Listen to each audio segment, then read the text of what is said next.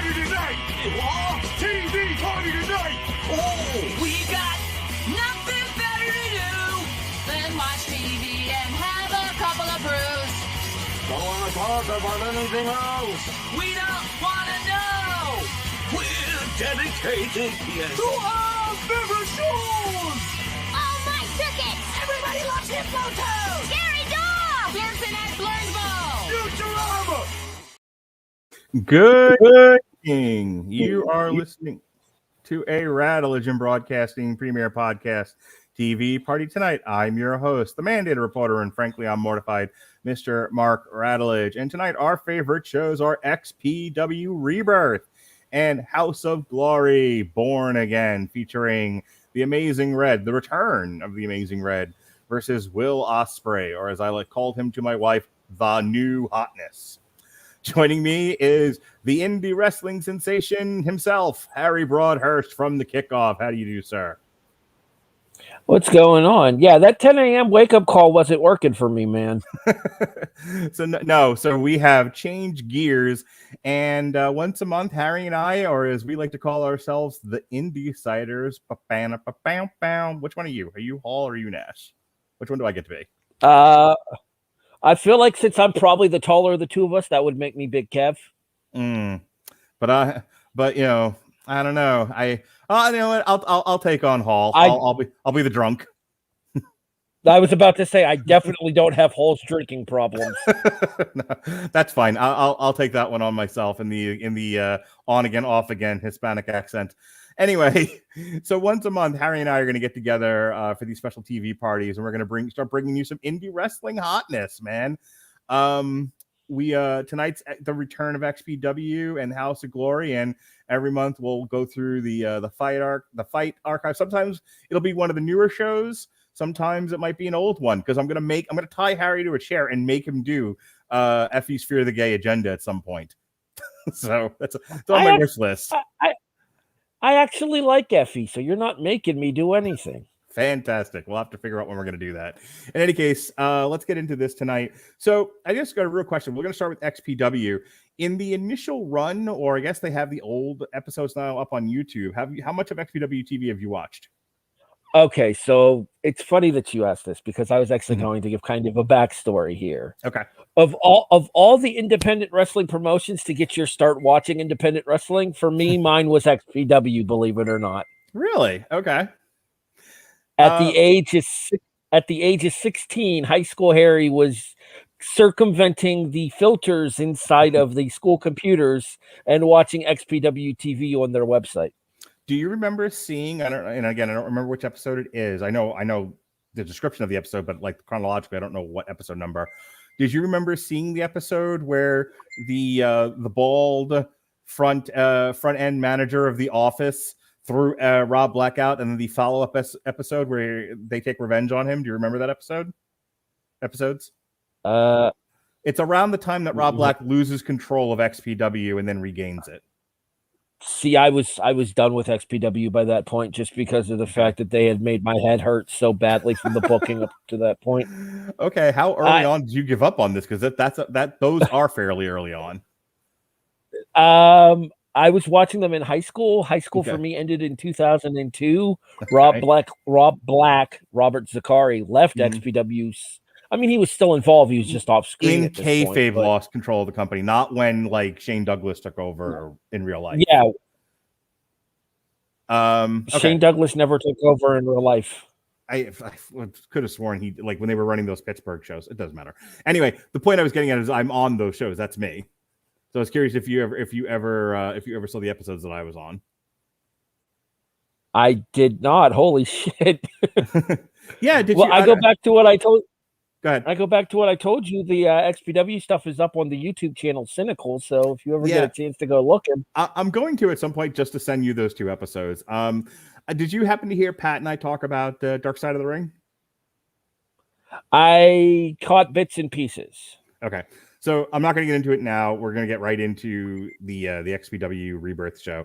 But I did go into a pretty long explanation of my role in the company, what I saw, what I thought of it compared to how Dark Side of the Ring handled the history of it when I left, and things I don't have any firsthand knowledge of, just stuff that I've heard. A lot of what happened with Billy, the Messiah, happened after I was already well gone from that company. So okay. In any case, I explained all the XPW TV stuff that I was involved with on that show. So I can tell you about it later. All right. Well, I was just going to say, I actually have had a chance to talk to Billy, to Will, and just had an opportunity to talk to him about his independent run and about CZW. Let him know I was a fan of his work and stuff, and that I felt he got a raw deal with everything there. And then going back and watching the Dark Side of the Ring episode on XPW, as well as like hearing the stories and talking to other people that were involved in the company then, Chaos, Homeless Jimmy, and having an opportunity to kind of delve into my early wrestling fandom. Have you talked to Homeless Jimmy recently? A couple of months ago. Oh, cool, man. I loved Homeless Jimmy. He was great. I hope he's doing well. I can shoot you his Facebook information if you want me to once we go off air. Maybe. Have you talked to White Trash Johnny Webb recently?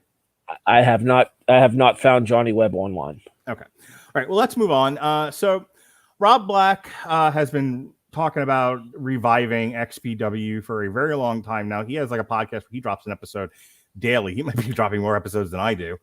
And they finally had their revival pay-per-view on FITE.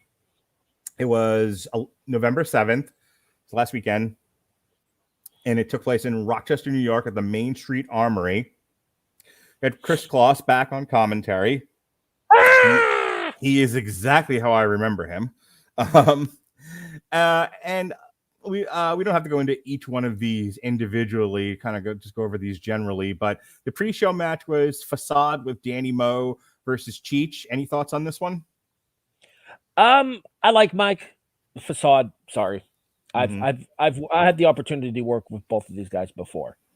Those of you that don't know, I used to be a play-by-play announcer for a couple of local independent wrestling promotions, and Facade was somebody that I had the opportunity to work with. I vaguely worked with Cheech as well, but not to the point that I worked with Mike Facade.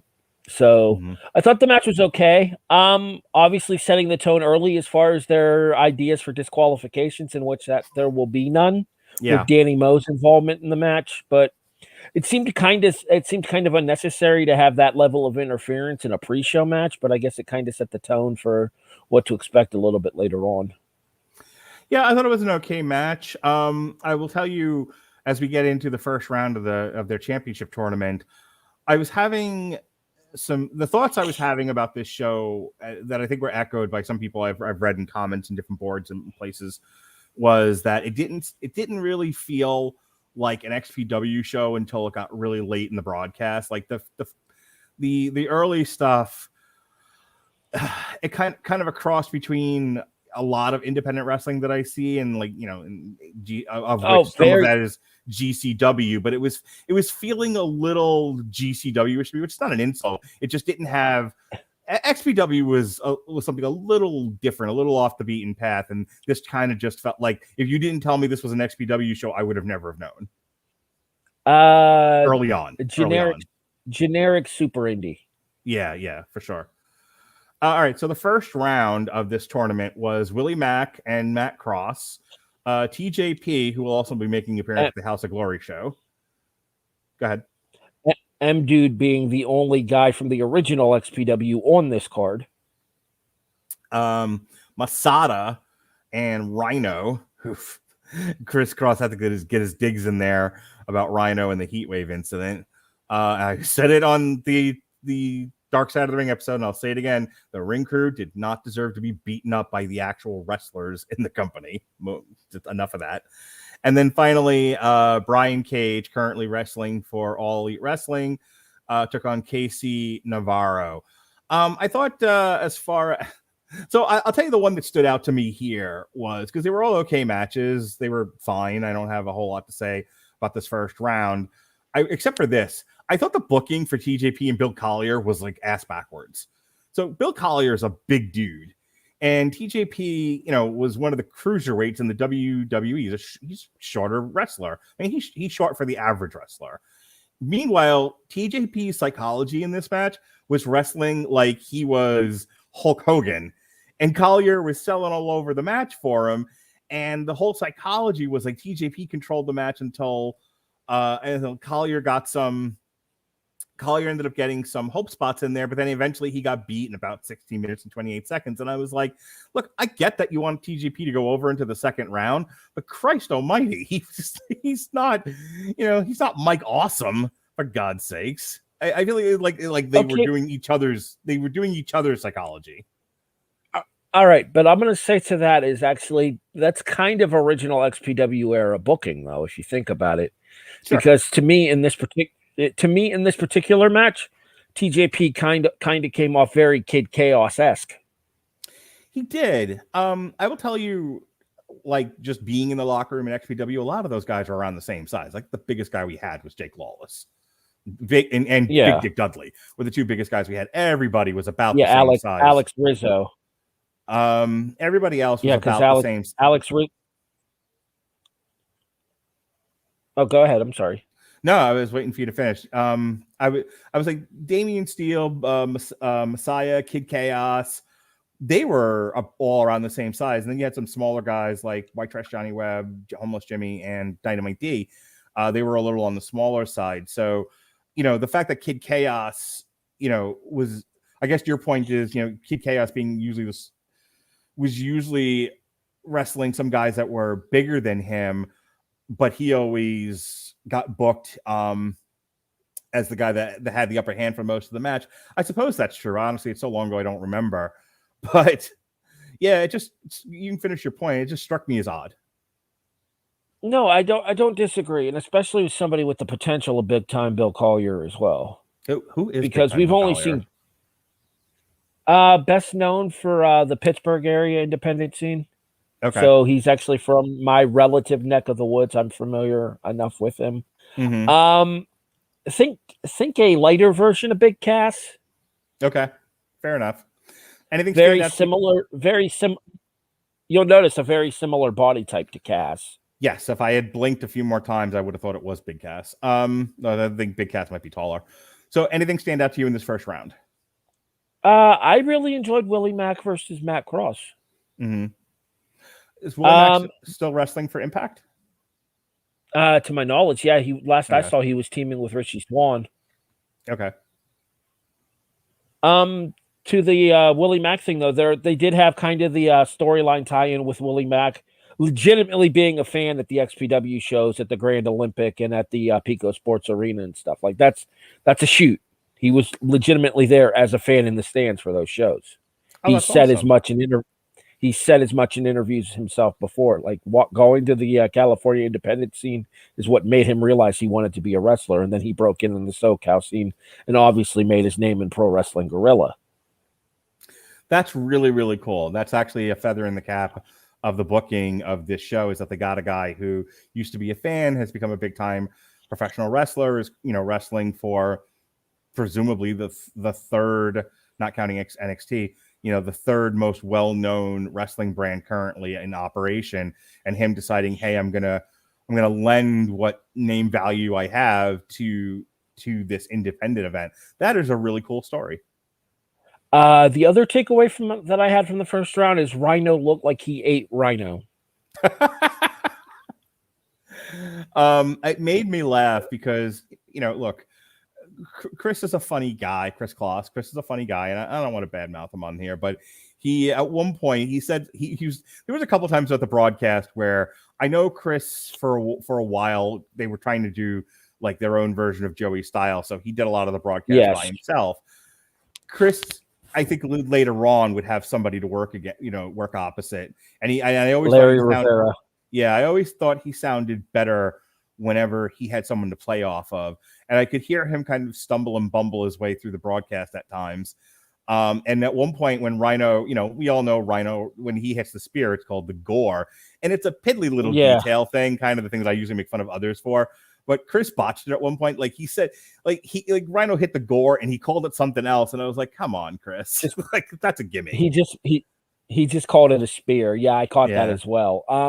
The thing with Kloss is, you got to remember, this is Kloss's first time doing a play-by-play on a full show in 20 years.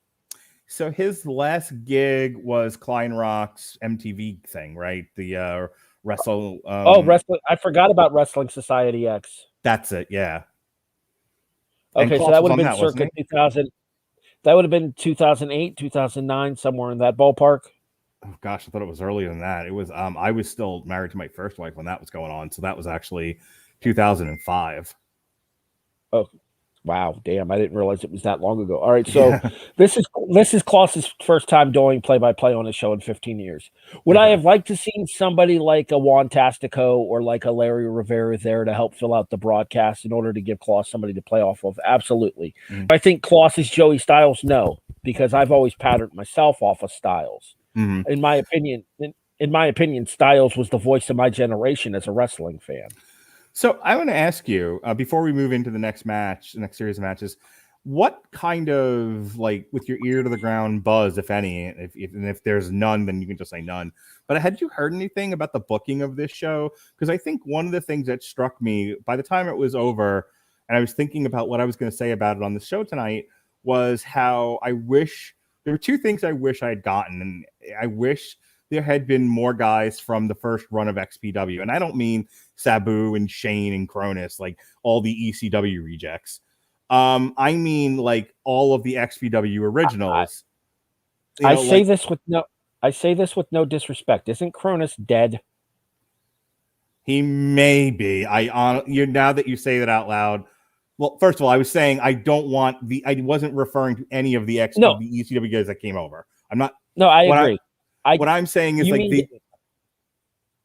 you mean guys like Chaos, guys like Jimmy, guys that like the ones that Klaus basically kept mentioning ad nauseum on commentary. Yeah, obviously Dynamite D couldn't be there. He has unfortunately passed away. But Rest in peace, Darren.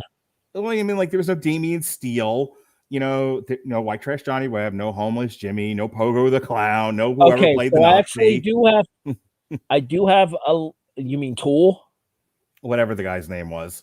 I'll never forget him in Ventura, California, going, I'm not just a Nazi. I don't even like white people, and us all going, come on, man. If you're referring to Tool, Jerry Tuitt is dead.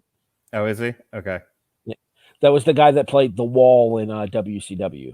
Oh God, if it's the same guy, that's really funny. All I knew is that he was a CZW guy who was really, really big that Rob gave a neo-Nazi gimmick to, who I came out with a few times. All right. Jimmy wants no part of XPW. Okay.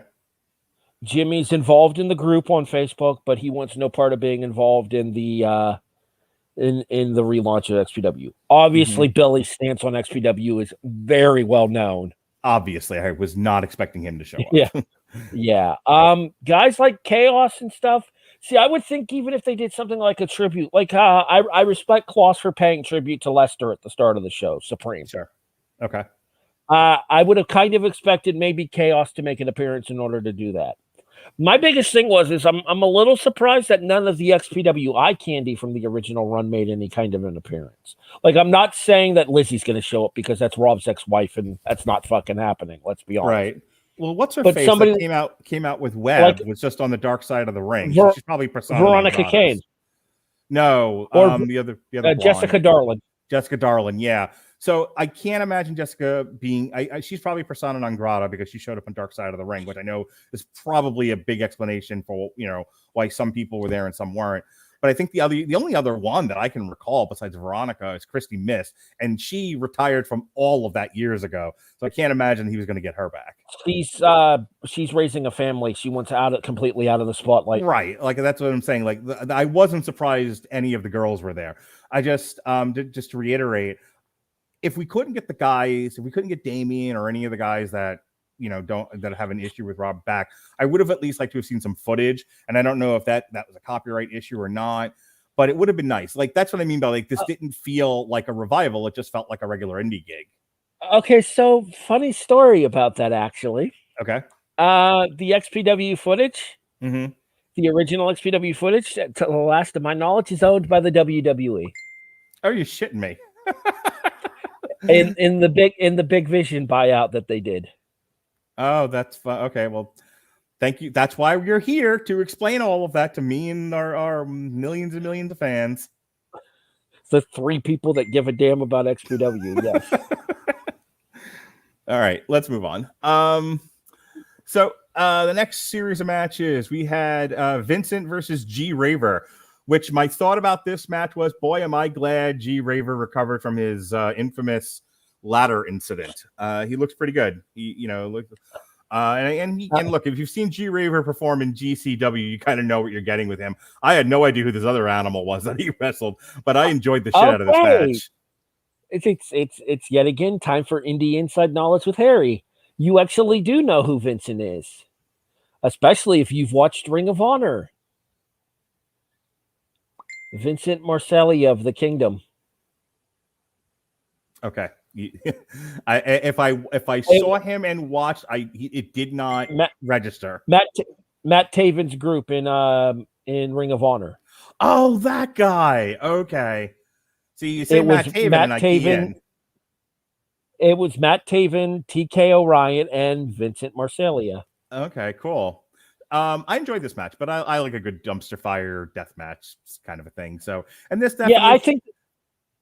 I think these are 2 guys that you can probably look forward to having good runs in California in January. Okay, I hope they're both back for that. The first time I saw G Raver was at one of the GCW backyard events. Of course, he went by a different name on that show. Might have been the very first one, as a matter of fact. The infamous ladder thing that then Jim Cornette went crazy about. I was aware of that. Yeah.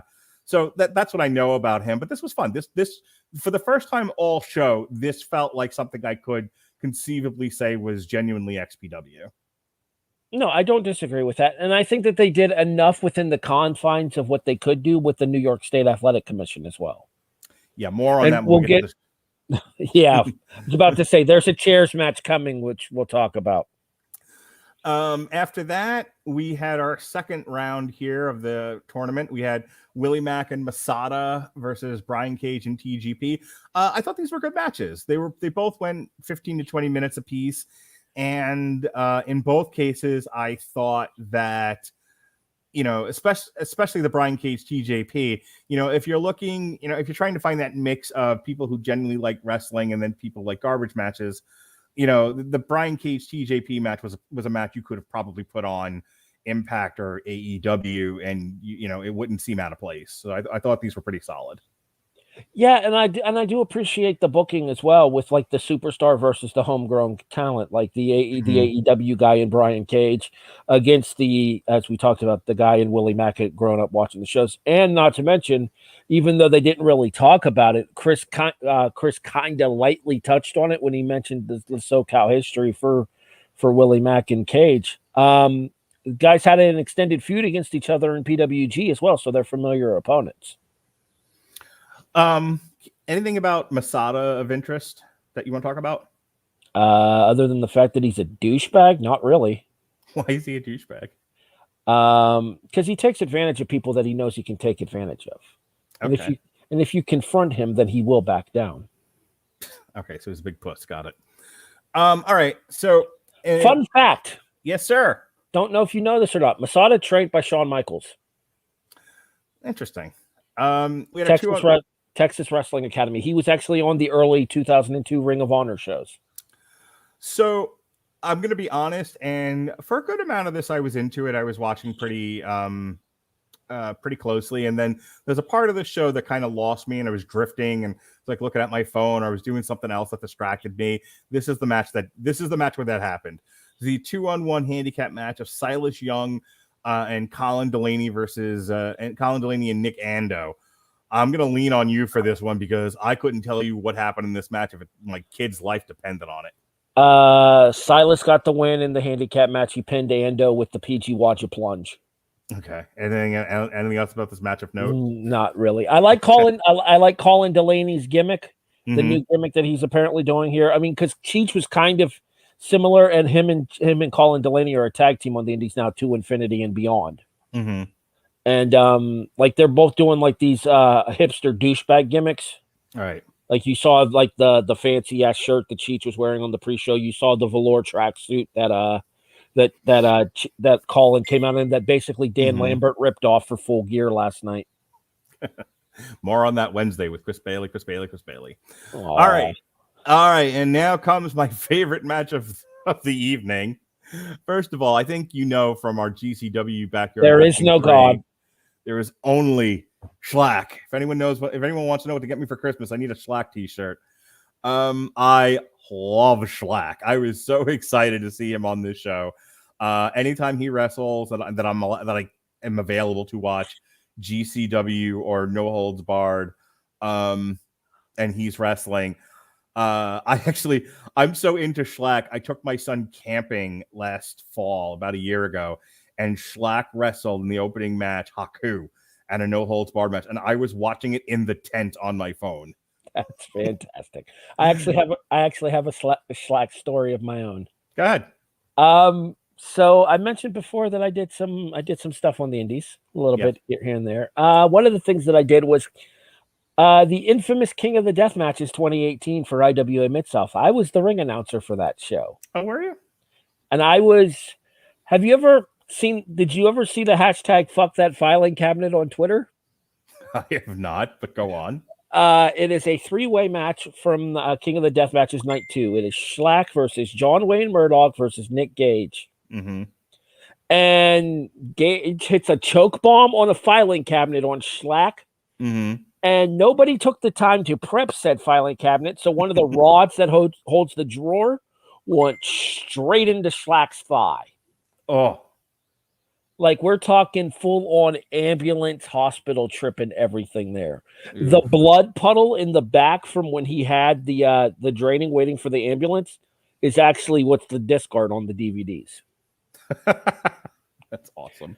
It is one of the most disgusting things I have ever seen in person. I can't remember the guy's name offhand, but it's one of the guys that was in Ricky Shane Page's group in 440? GCW. Yeah, 440. I watched the 2020 deathmatch tournament. Atticus? No, the guy, he's super fast, but he's also on the short side, tends to wear a hat backwards. Oh, Eddie Only. Yeah, Eddie Only.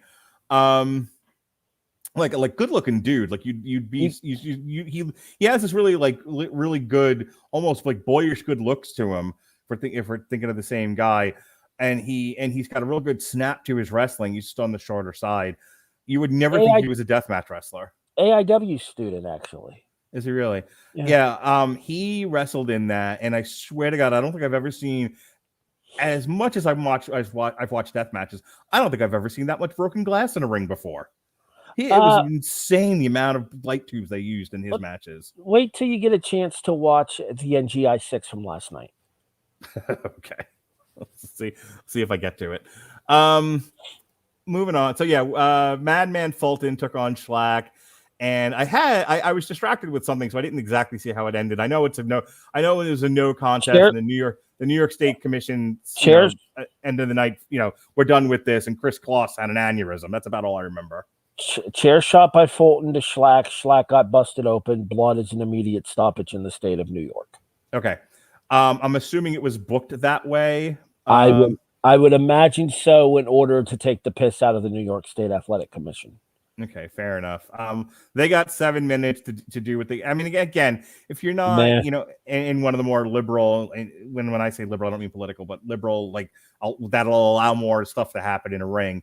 And you're limited to what you can do in New York State. They got as far in as they could go. For example, West Virginia, IWA East Coast's home. Mm-hmm. West Virginia does not have a state athletic commission. Mm-hmm. Delaware, where DJ Hyde and CZW run Tournament of Death, does not have a state athletic commission. Yeah. I can't remember where the first No Holds Barred show was. It might have been in New Jersey. Most of the New Jersey shows, there's no state athletic commission in Jersey either. That's why a lot of the GCW deathmatch tournaments run there. Speaking of which, before the pandemic started, or before the lockdown started and everything, when No Holds Barred ran their first show or second show, whichever one it was, and Tessa Blanchard showed up. I think she wrestled Nick Gage. At the end of it, she was like, next show, I want Amazing Red. And then we went into lockdown, and that was the end of that. They've since obviously started doing No Holds Barred shows again, but I don't think she ever came back. And do you know if they're still planning to do Amazing Red versus Tessa Blanchard? Well, given what came out about Tessa Blanchard during the lockdown, I'm going to go with no. Okay, is she persona non grata in wrestling now? Well, you call somebody the N-word, you tend to be frowned upon. I understand that. What I'm asking is anyone going to take a chance on her? Apparently not. Although really, leave it to XPW to have her show up next in California. I'm sure she will, as one of the West Siders. Wow, there's a reference. I'm just glad Klaus called them the West Siders on commentary for this show and not the actual name. I was going to say you can't call them the actual name. I mean, it was the soft A version, but still. Yeah, they're super nice guys, by the way, in real life. At least in my experience with them. In any case, moving on. So we have our main events, as it were. We have Willie Mack versus Brian Cage, which went about 12 minutes, and Willie Mack won legitimately, but then Rob Black came out and swerved bra, restarted the match. Brian Cage 5 seconds later. Hold on. I just want to point out the irony of you saying it that way and the fact that Rob Black looked like a dead fucking ringer for Vince Russo. Except for the green hair. And then Brian Cage won the title with in 5 seconds, which the crowd just shit on, and I don't blame them. I thought it was a doofus ending.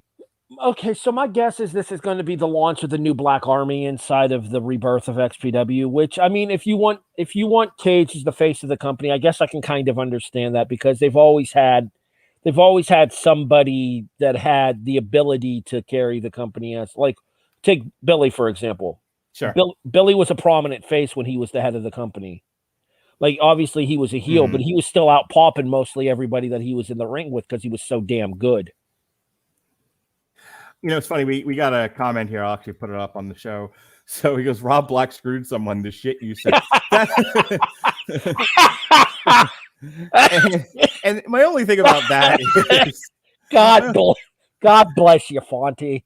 That's my buddy Fonty. Okay, well, I'm happy to have him aboard here. But my only thing about that was like everyone's comment about this show. Like, really, we couldn't get through one of these without, the late 90s, early 2000s shit Vince Russo booking that Rob Black was so obsessed with. Or worse, the Mr. McMahon booking that Black was always so obsessed with. Yeah. Because you'll notice that even when it originally was the whole stable thing. And it was a trademark of the original XPW as well. The Black Army, the Enterprise, the Office, Mexico's Most Wanted, even though Mexico's Most Wanted was more of a tag team rather than a stable. But the point, go ahead. The point being there is that he's always relied on that cliche stable in order to be able to carry the company. And my guess is, and he talked about this in the Facebook group, and I don't know if you're in the Facebook group or not. I am not. If you would like to be, I can extend an invitation. We'll talk about it. That's no. But anyways, one of the things that was the trademark of the company was the stables carrying things. And like I said, Black said that he would explain on XPW TV and the Fallout, which airs on the new website as well as on FITE as well. Okay. So that's an important note to make. In addition to this event that was on FITE and this next pay-per-view that they're doing, California, January. They also have new episodes of XPW TV that are airing. Yes. I will say this much: the production values on their TV shows are better than your standard indie, but given the fact of Black's nature in film, that's not really surprising. Yeah. So yeah. So overall, I thought it was okay. I know a lot of people were nonplussed about it, but yes. 6. Okay. I'm giving it a 6. That's 6 out of 10. Fair enough. Yeah, I thought. Look, I don't know how much of an appetite there is for this sort of thing. I mean, I guess with GCW and No Holds Barred, there's an argument to be made for, especially with the long tail of streamable content out there. There's as much of an audience for that as there is anything else. On the other hand, I always fear about oversaturation, especially in the super niche, deathmatch arena. I was just about to say XPW was a niche market to begin with. Sure. Oh, I remember what I wanted to say to you now, and then after this we'll move on to HOG. So just thinking about Rob Black and his ego, I remember I was first of all, I was there for a little bit of the Black Army before I left. So just to be clear, in case anyone cares and you haven't heard us talk about it on Dark Side of the Ring, I was there from before their first show until right before the heat wave incident. So I was there for, you know, go ahead. Are you that much older than me? God damn. I'm 45 right now. Yeah, you've got a decade on me. That makes sense. Yep. Anyway, so my point being that I feel like when it was after the deathmatch tournament that Supreme won, I told that story on the Dark Side of the Ring show that we had Shane Douglas there for. Go ahead. Is that the first Baptized in Blood? First Baptized in Blood, yes. We had Kronos on that show. I think Shane Douglas showed up at the end. Shane Douglas giving one of his infamous "I just left. Let me shit on the previous place I just came from" promos. WCW in this instance. In any case, it was, I believe, after that show, the next show that we were doing, we made flyers and Rob called it, and then there were 4, implying WWE, WCW, ECW, and XPW. This is what this man was putting out there. We were the 4th biggest promotion in the world, which you have to admire the hubris. Balls that big, it's no wonder he was in porn. Indeed. You ever watched any of his porns? They are interesting. Not even just like the Federal 4, just general. The only 2 people that I ever had any interest in seeing naked from that company were Janet and Christy, and I saw them both naked. I'm good. Speaking of naked, one of our great sponsors here on the podcast is Grammarly. Segue. For you listeners of the Radulich and Broadcasting Network, Grammarly is offering a free download of the Grammarly software. Grammarly's AI products help people communicate more effectively, like I just did. Grammarly helps you write mistake-free on Facebook. Shut up! On Gmail, Facebook, Twitter, LinkedIn, and nearly anywhere else you write on the web. Grammarly corrects hundreds of grammar, punctuation, spelling mistakes while also catching contextual errors, improving your vocabulary, and suggesting style improvements. To download Grammarly today, go to getgrammarly.com/W2M Network. Again, that's getgrammarly.com/W2M Network to download Grammarly for free. All right. Just remember, all hate mail to s.garmer@gmail.com. Darn tootin'. All right. It's his fault we're covering XPW. House of Glory took place on November 12th. Also available to you on the FITE Network, or rather FITE TV. FITE TV. This was in the Manhattan at the New York City Arena. And this is House of Glory's first show since before the... Go ahead. Technically Jamaica, New York. Yes. Suburban New York City.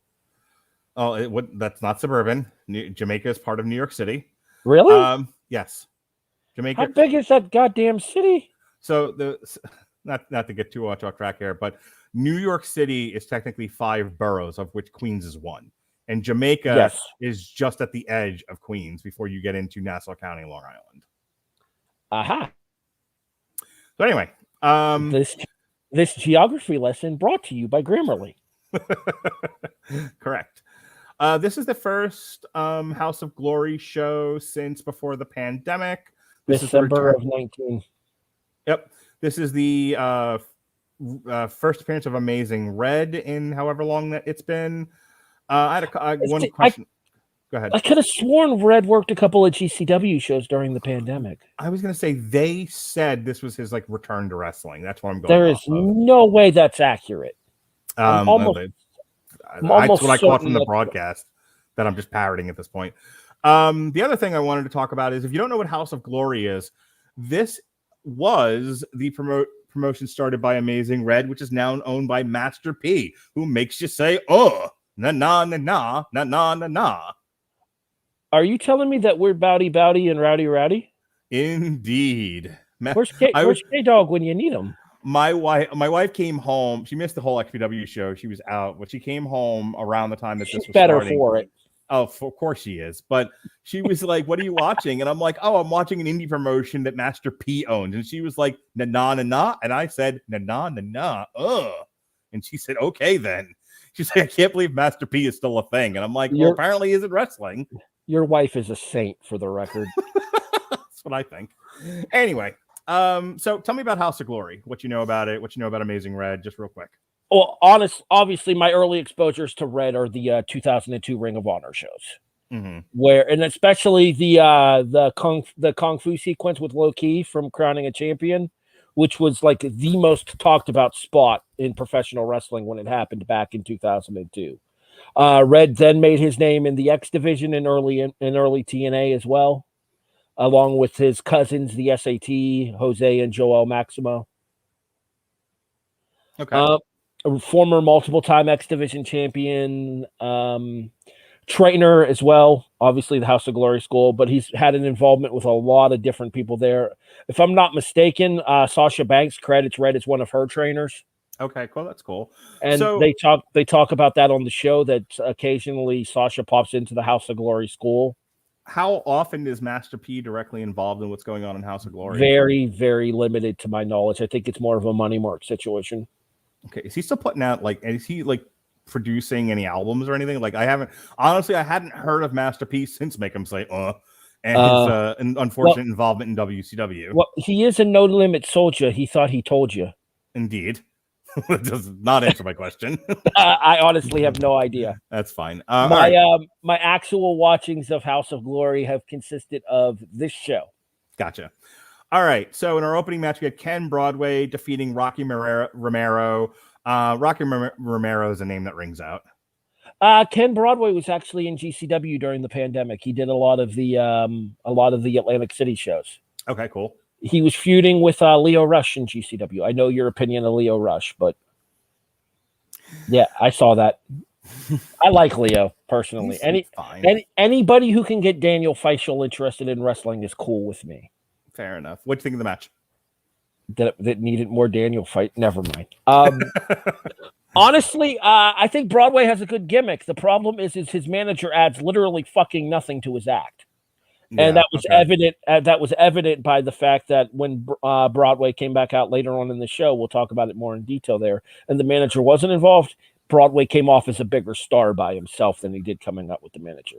Let me say, because not being nearly the independent wrestling fan that you are, I have to say, some of these independent shows, it's literally like they got a camera and a stream set up, and it looks like it's shot in a warehouse, which I'm sure some of these are. It looks very guerrilla. This was a very slick production. This could have passed for a TNA show. Oh yeah, this was definitely a multi-camera setup. Yep. The only thing, and my wife and I both talked about this, having the LED board at almost the same level as the ring was really distracting and kind of blinding at times. Whenever they shot from the hard cam. My biggest issue from the show was the fact that the commentary volume was so inconsistent throughout it. Yeah, they were blowing out their mics every other word. There were certain times where you couldn't hear a damn word they were saying, and there were certain times you could hear them sipping water in the broadcast booth. It was rough. The next one was a giant mess. This was six-man. We had the tag team match of the New York Wrecking Crew, Chris Seaton and Smooth Blackman. Okay, no, I'm sorry. It's the next one that's the mess, not this one. Versus the Rep of Dave McCall and Nate Carter. I know nothing about any of these people. Okay, I've never heard of the New York Wrecking Crew. However, the Rep I am familiar with, former CZW tag team champions. Okay, what'd you think of the match? It sucked. Okay, why did it suck? Because these were four guys that were given more time than they were capable of filling. So is this like a student wrestling situation, or is it just they're just not very good indie wrestlers? The Rep actually is not a bad team. Mm-hmm. The problem is the Rep is better when they're facing people that they can throw around. Gotcha. I.e., Young Dumb, and Broke. Mm-hmm. Charlie Tiger and Ellis Taylor, or Jordan Oliver to an extent there. They did kind of a monster heel gimmick in CZW. They were managed by Maven Bentley. So they were working smaller people, and they had the ability to use their relative size on the indies to an advantage. This had them facing two guys of a similar size to them, and it just came off really clunky to me. That's fair. Yeah, this next one had 800 people in it. It was the Suicide Six-Man. This is a 6-way scramble match of Mighty Main, Ace Austin, Encore, Joey Silver, Nolo Catano and Smiley. So, like I said, my wife watched this with me, and she's always a good person to watch wrestling with, I think, because she has such a like general audience opinion about it. Like, you're really like outside of your nerdy indie wrestling bubble, if you really want to know what a straight thinks, there's a normal person. My wife's a good person to get her feel of things, get her reaction. And when this cavalcade of circus animals popped out, she was like, what the hell am I watching here? Like the Smiley, I guess, the guy in the mask, and then the one that was doing the gimmick from Reno 911. We had ourselves a time we had ourselves a time watching this, and I think one of them was a samurai. Nolo Catano. This was ridiculous. Obviously, I utterly lost track of what happened in this match. Mighty Monte picked up the victory, set him up for a future title match against Amazing Red for the Cruiserweight title, which is the former 6-way title. But to me, the standout in this match, and it's really not surprising to anybody that's been watching him for any length of time, was Ace Austin. So I have a question about him. Wasn't he? I thought they said former Impact wrestler. Is he gone from the company? No, he still works for them. They said he was a former Impact X Division champion. Oh, okay. And that is an accurate statement. He is a former X Division champion. I really like Ace Austin. I think he has superstar potential. The problem is Ace Austin's size is going to work against Ace Austin because even in the smallish world of independent wrestling, Ace Austin is a small dude. How does he size-wise? How does he compare to TJP? Roughly the same, but less muscular. Yeah, he's a small dude, but he has so much like 5'8", 5'9", somewhere in that range. Yeah, he's got a lot of attitude though. He definitely has a presence about him. He just does not have the size to match. 5'8" and 174 pounds. You ever see Ace Austin going anywhere outside, bigger than Impact, or you think Impact's the ceiling for him? I think AEW would be someplace where he could land, especially if AEW does like a cruiserweight title or like something along those lines, just because I do think that he is somebody that can carry a match and can be carried. Plus, he's super young still, too. Austin's only 24 years old. What I like about the independent wrestling scene now available on either IWTV or FITE TV or whatever independent streaming wrestling website you can find is how much a lot of the people that are seen on TV in the big 3 or 4 show up at these things now. John Moxley was showing up at like GCW events. You have Ace Austin, Willie Mack, Brian Cage, we just talked about. Mox was the GCW heavyweight champion for a while. Yeah, he was. I think he still is, actually.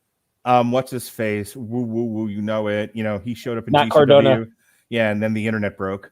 So it's fun. As for someone like me who even amongst wrestling fans is a bit more casual than I am, niche, it's fun to see these guys show up and mix it up with these guys I've never seen before.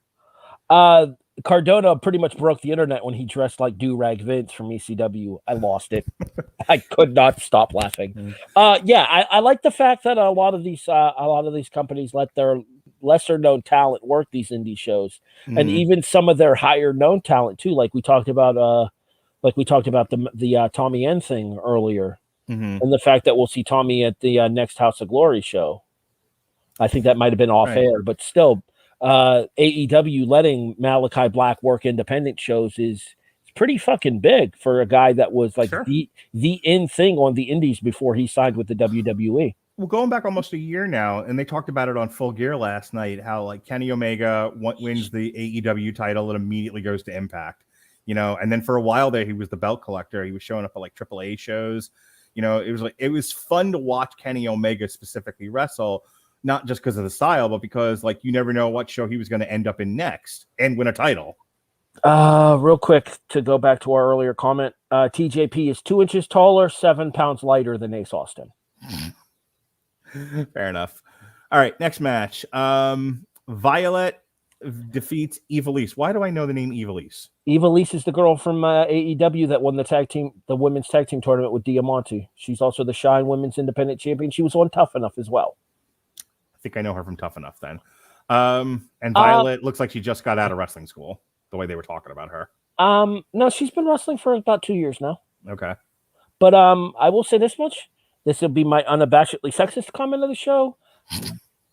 God damn, does Violet have an ass on her? Fair enough.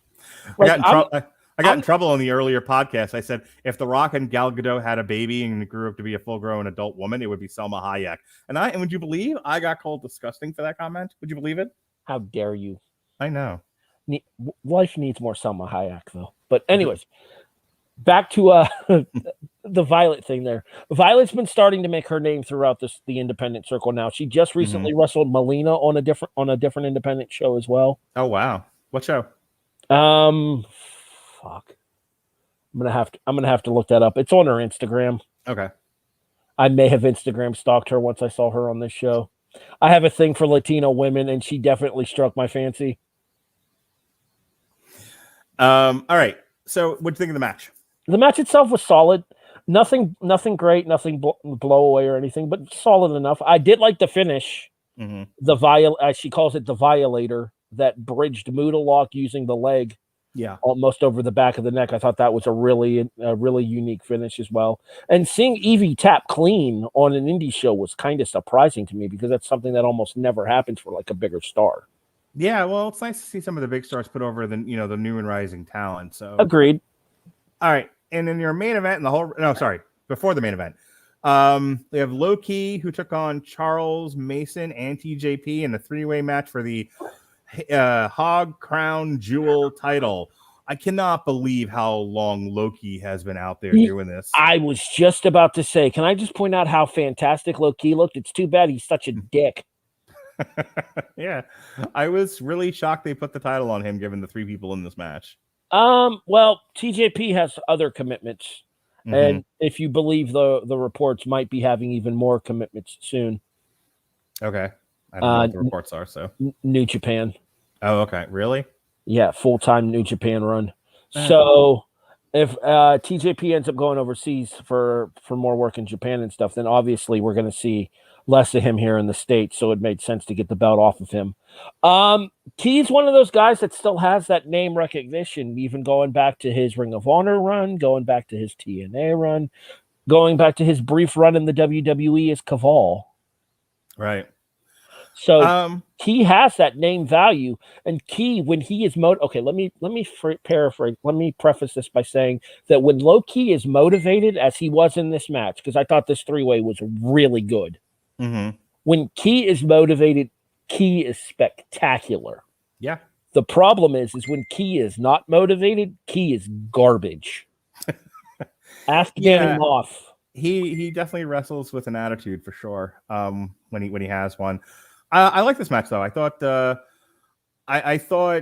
between these 3 guys they put on a pretty dynamic, well-paced match. I was just surprised at the ending.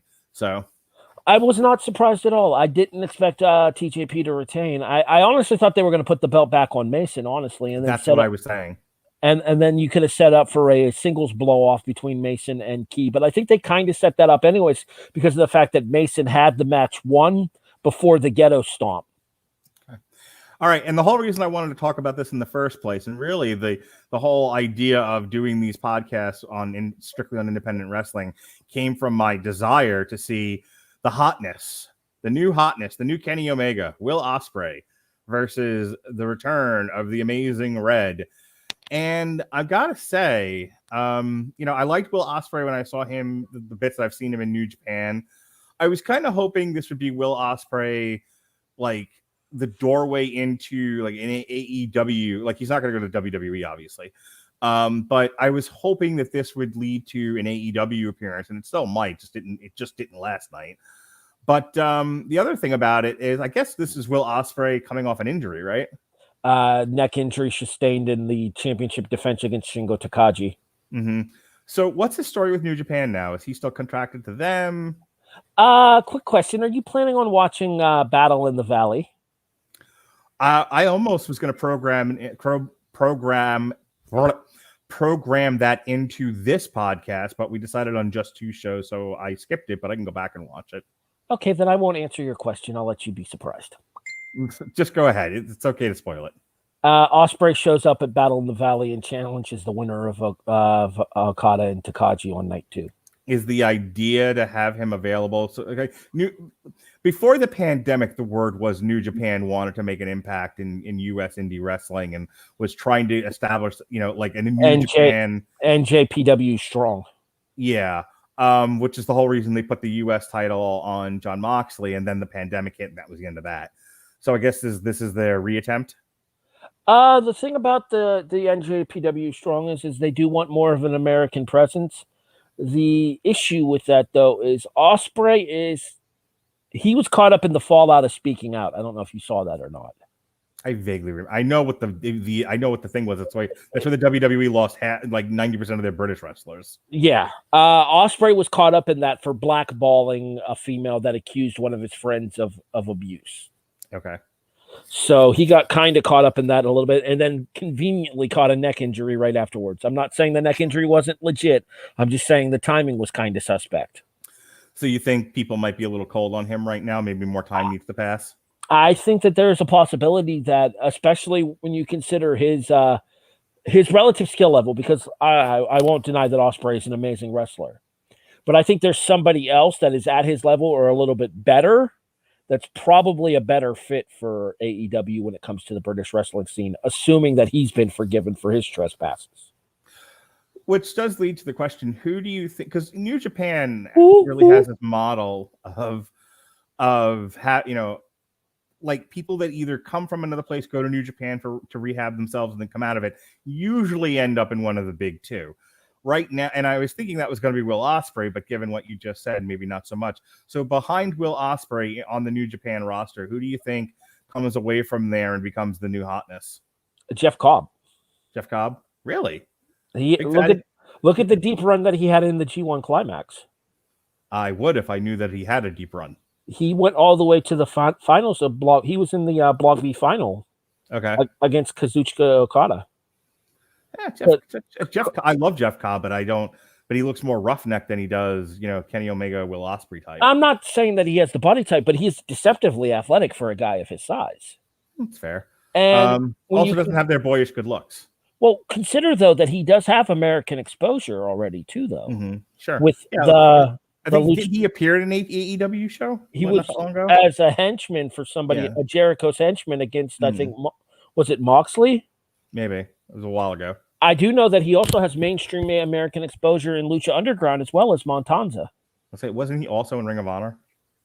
Very briefly, yes, but then a lot of that had to do with the Ring of Honor New Japan crossover. Okay. Speaking of which, is Rush still with Ring of Honor? Rush. I've heard them pronounce it Rush. It's Rush. Whatever. My guess is he's been let go like the rest of the roster.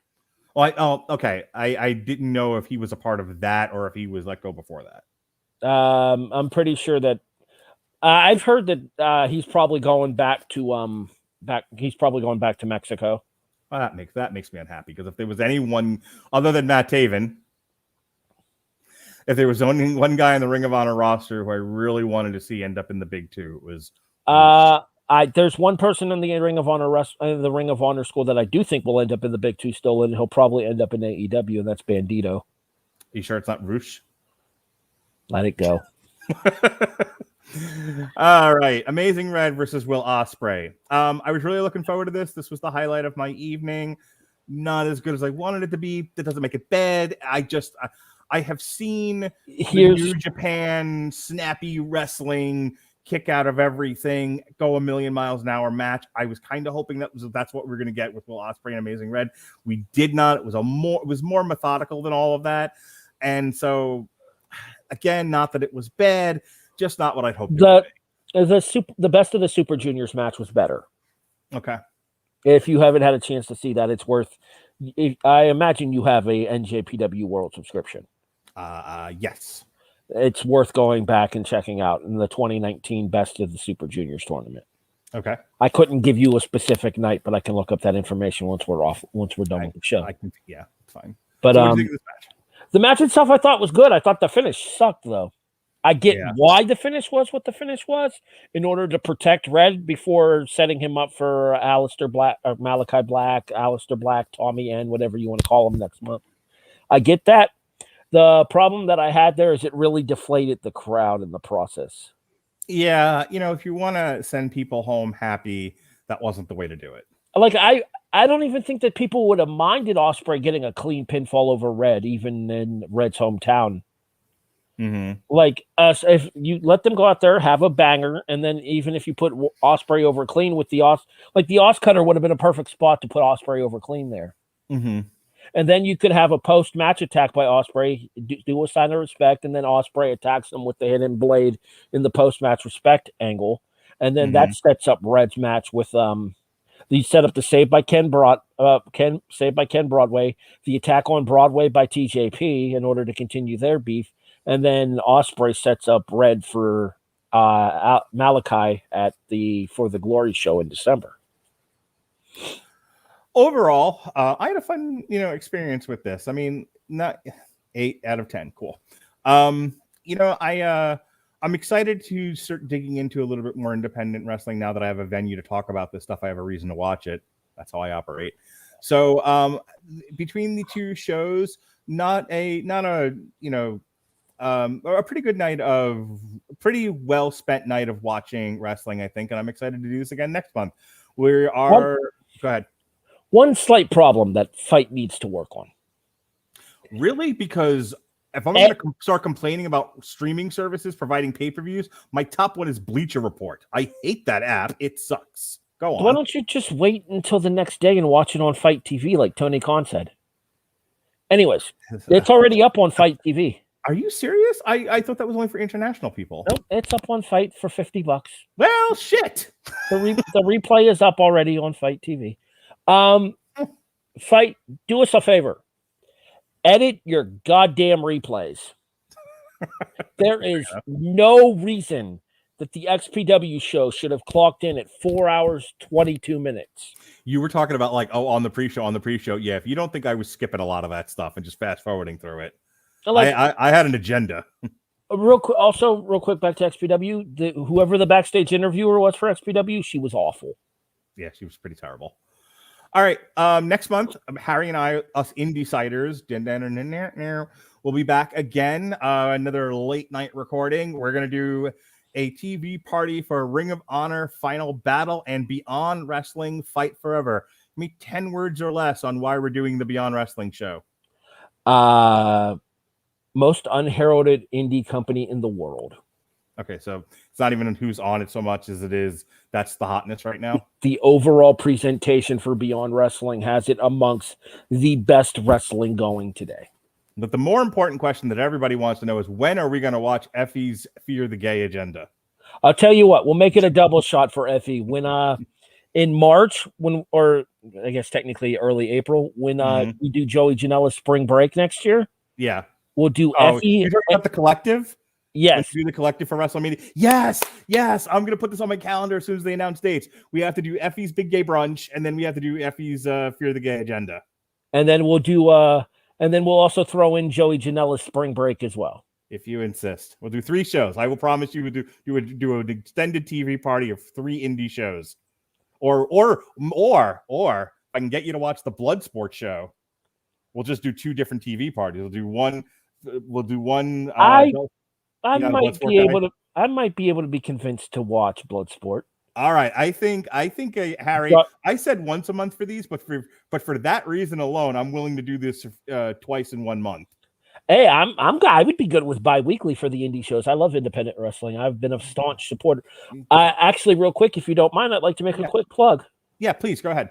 If you happen to be in the Ohio, Pennsylvania, West Virginia area, to quote The Godfather, just when I thought I was out, they pulled me back in. Thanksgiving Throwdown 6, Real Action Pro Wrestling. I will be your play-by-play voice of the show. That's awesome, man. Good for you. Well, I would like to do a plug, and that is for Amazon Music Unlimited. Segue! We are doing a free giveaway of the 30-day trial of the Amazon Music Unlimited service. You can click the link in the description of this podcast at getamazonmusic.com/W2M Network. That's getamazonmusic.com/W2M Network to try a free 30-day trial of the Amazon Music Unlimited service. We use it all the time on the Metal Hammer of Doom for our ADHD medleys that I like to do whenever I get distracted by things or I want to play some extra music because Jesse or Robert haven't heard of the band that we're doing prior to the album that we're actually doing on the podcast. It's better than Spotify, better than Apple Music. Oh God, anything's better than Apple Music. So give it a shot. Get AmazonMusic.com/W2M Network. We here at the W2M Network do appreciate Spotify as well, though, because they carry the W2M Network shows. Absolutely. I mean, so does Apple, but that's neither here nor there. there. No, we don't acknowledge them. All right, subscribe, follow us on any of your various podcatchers. We're also on YouTube, and all of our video shows are streamed on YouTube and live on Twitch. W2Mnet.com on Twitch, YouTube, Facebook, Twitter, and anywhere else that catches podcasts. We are audio, video coming at you every way. We drop a show, more than one show daily. I drop at least 2 to 3 per day, just myself alone. Sean and Eric have their soccer and football shows. And hey, not only that, by God, we've also got Harry Broadhurst of the Kickoff. Not only the Kickoff, I also do Life is Like a Game show, too, where our next episode covers the short-lived GSN show, Russian Roulette. When can people expect that show? Thursday night. All right. Until then, until the next Indysiders TV party, he's Harry Broadhurst. I'm Mark Radulich. Be well, be safe, and behave.